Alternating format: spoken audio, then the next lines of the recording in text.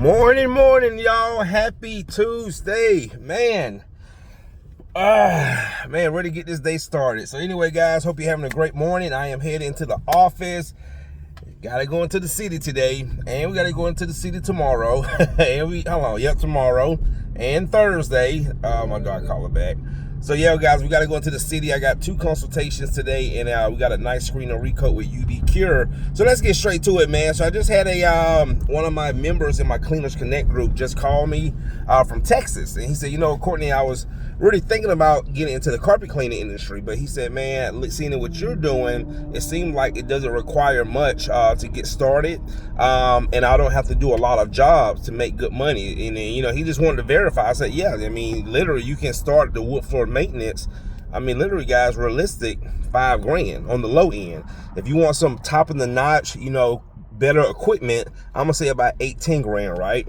But still, a good truck mount, carpet cleaner truck mount gonna run you about $12-15. A new one gonna run you about $30-40.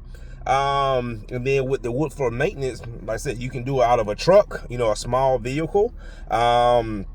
Where usually if you clean the carpets, you need a cargo van. And then with the stone polish, again, you can do it out of a car, a truck, and starting that, let's just say with the countertops. Literally, guys, you can start doing that with $500. But the point of my video, this is why I've seen so many fail when they get into the cleaning industry, all right? Because this is the industry that I know. They will invest all of their monies into equipment, accessories, chemistry, right? Because those are the things you need. And this is where I even failed when I started my business.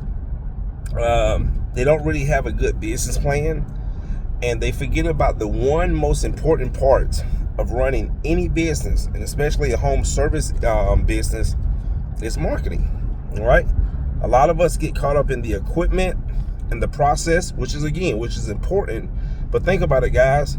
How are your future prospects going to know that you offer this service if you don't market? And that's why I continue to coach and mentor so many, is focus on the important part. I have literally seen guys, I'm telling you, man, go out here and just get the best of the best equipment, vehicles, and guys, I'm telling you, 2-3 months later, sold for, a fraction of what they bought it for, right? Because they were so excited for the equipment that they forgot about the most important part, which was the marketing, the branding, okay? So I just want to encourage anybody, if you are in business, you're looking to start a business, guys, again, I'm telling you, my phone rings every single day. I book jobs every single day, okay? That's the part that I had to master, is the marketing side, okay? And then when you do market your business, guys, you gotta be creative. You just don't wanna just try one thing and just, if it doesn't work, give up. For example, I have affiliates in my wood floor maintenance, right?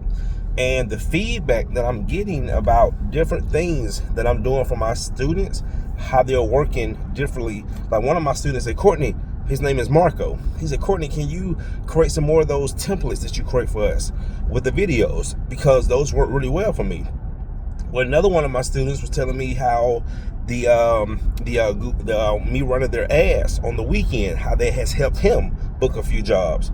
One of my students was showing me how his SEO, his Truman affiliate SEO CD pages were ranking well in his area. So that's the thing about it.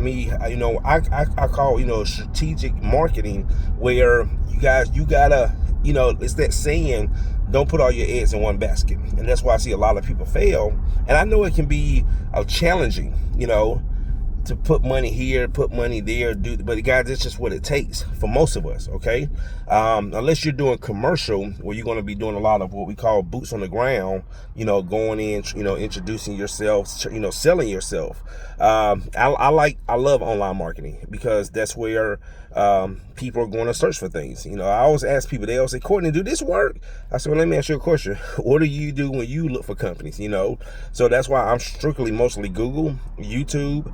The AI, the chat GPT, it just scrapes information. But I have people have said they'll find me on chat GPT, but it's just scraping information from Bing and Google and all that. But with that being said, guys, marketing is to me, I say marketing is the heart of your business, right? The heart, it beats, it keeps everything going. And if the heart isn't beating, nothing is moving, all right? And if it is, you better run like hell.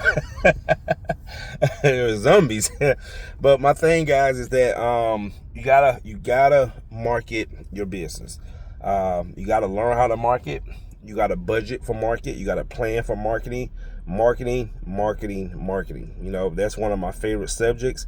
Marketing is something I do not take lightly, okay? I can do a screen or recoat with my eyes closed, but the marketing side, and like I said, when you get to that point where your phone rings every day, and then not only, this is the best part, when you have really dialed in on your marketing and you have dominated your niche, is when you can be picky and choosy of who you do and don't want to work for. I don't want to work for everybody, guys, and that's something also I had to get over throughout the years at the start of my business. Because at first, when I started my business, and again, guys, it's natural. You're new to business. You're hungry. You got your drive is going, and you want to try to make everybody happy. But it eventually comes to a point where you realize that's not reality. Okay, that's why everybody don't shop at high end. Everybody don't shop at low end. Okay, everybody don't buy a $20,000 car, and everybody ain't gonna drive a $150,000 car. All right, so you gotta understand who's your ideal client. All right, who is my ideal client? Who am I marketing to?